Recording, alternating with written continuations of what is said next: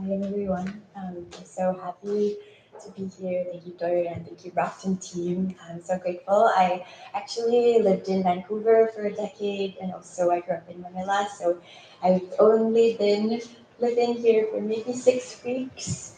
And so just a little, like every time people tell me, oh, I live in this intersection, I go, aha, aha. So yeah, just a little bit of context.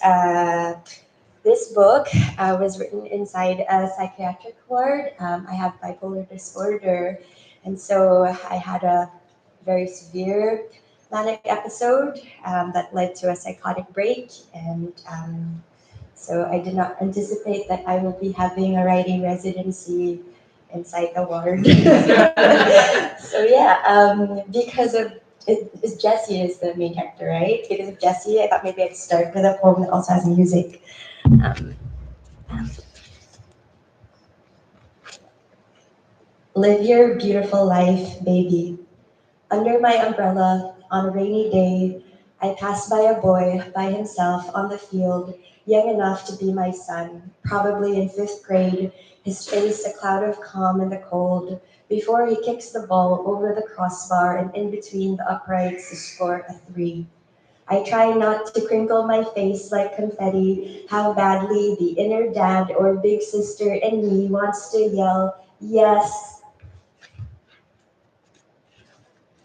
my guy, that kick was the jam, such good music with his feet, just a little bit over a decade old, gathering composure on the ground, his breath solemn and deliberate. With the Bee Gees, any fans? With the Bee Gees still in my ears, how deep is your love this time? I looked away, afraid my gaze might name his shot.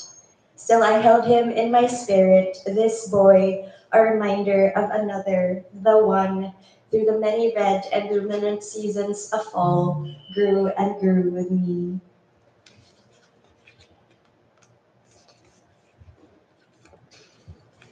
You who the earth was for, after Jean Valentine. You fleeing war, carrying a rooster with your shaky hand. You trained to pummel, never the first to wince or flinch.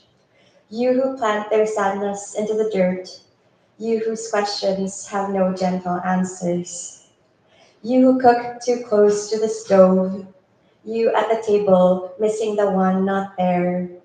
You whose loss comes with a wordlessness, you beside the rubble, out to build again.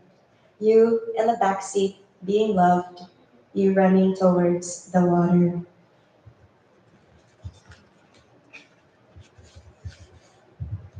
Um, Job loss. No, yeah, the day, the day I lose my job. My neighbor, whose name I don't know, holds the door for me as I throw out the evening's garbage bags.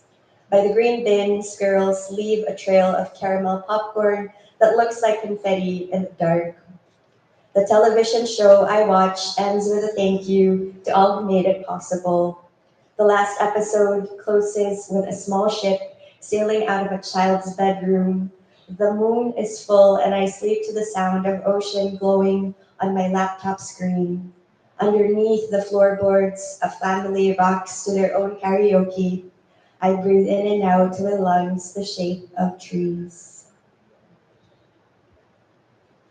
Um, yeah, I think this is always hard to read, but this is where it began. So I have to read it.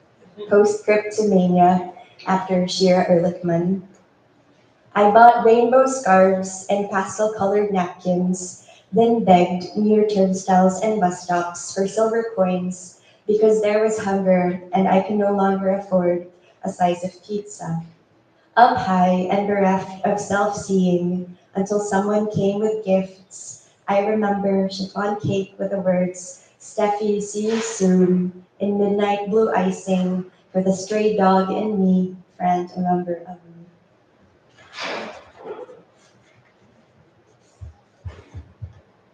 Notes from the ward number one. Uh, First bits of pink in the cramped winter gray. 3 letters of recommendation. Congratulations, you have the job. Cheese without the threat of flatulence. Mauve and seafoam socks for my birthday. Meat and berries and kin. Softness as a kind of spine. Sleep and shelter. Light to prune the overgrowth. Photographs of my young mother. Spring. I left, and even the flowers thought I was too loud. Out with my brother, whom I have not seen in years. Our walks are in technicolor. Every neon sign, a delirious invitation for a pun or a joke. Two of us, the world quaking. I'm so sorry I didn't get to do the time. Are we okay for time? I forgot to time you. Okay, yes, I'm so sorry. Maybe Maybe 4 minutes, 3. Just yeah, we've got some time, 3 minutes probably. Just kidding. I I did get to press it. Yeah. So yeah, 4 minutes.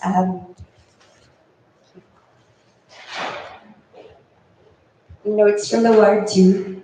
I am not anybody's orphan, but my friends and I, a handful, tried to jump. But she told me she continues through the past. By the green tiled hallway, I planted my hands on the ground, and for a few brave seconds turned my body upside down. I felt blood travel from my feet to my head. I found my grandmother there, and in Nueva Ecija, her blade work with rice fields and fireflies, witnesses to her love. Um, so I am Raptor Nation. I hope so.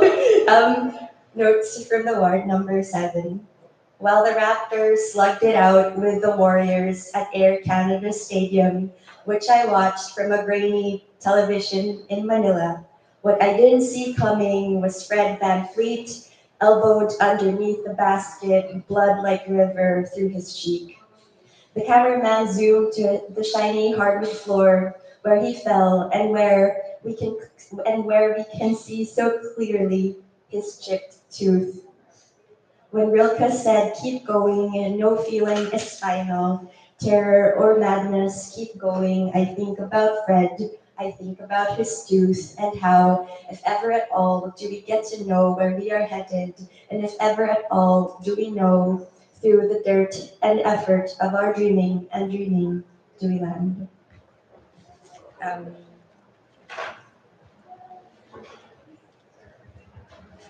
this is the very first poem of mine that got published in 2019. So I thought it'd be good time to read it. Groundhog Day in blue and yellow. There was no singing at all. Inside a bungalow, my bed wet, a pungent patch, a pool of green.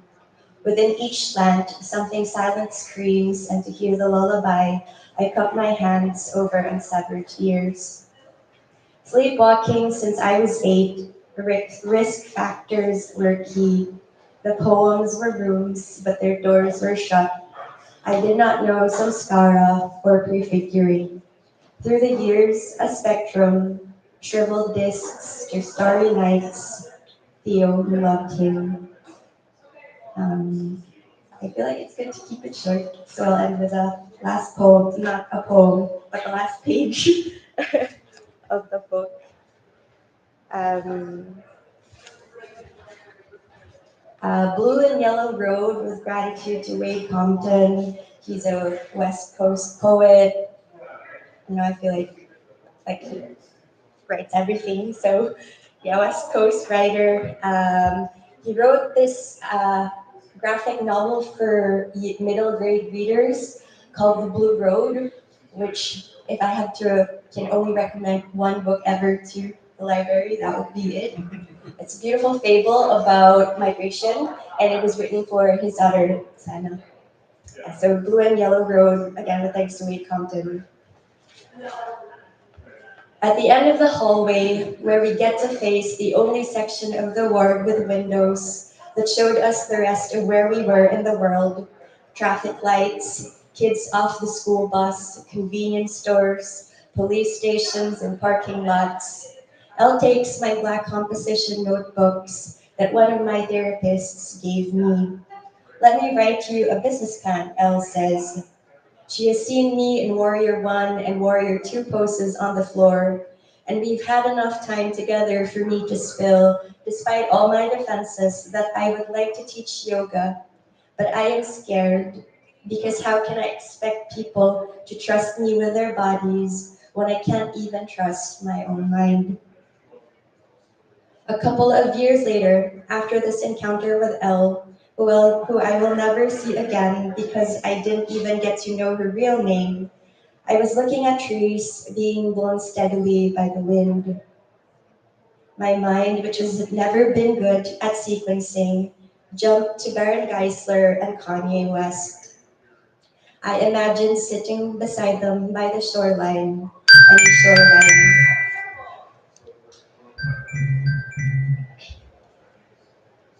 I'd take a breath and for a few seconds let the ocean be an ocean. When I feel like we're ready, I'd tell Geisler or West without looking them in the eye, which might threaten or confuse. I know I'm not looking pretty good myself, but how are you really doing, brother? Thank you.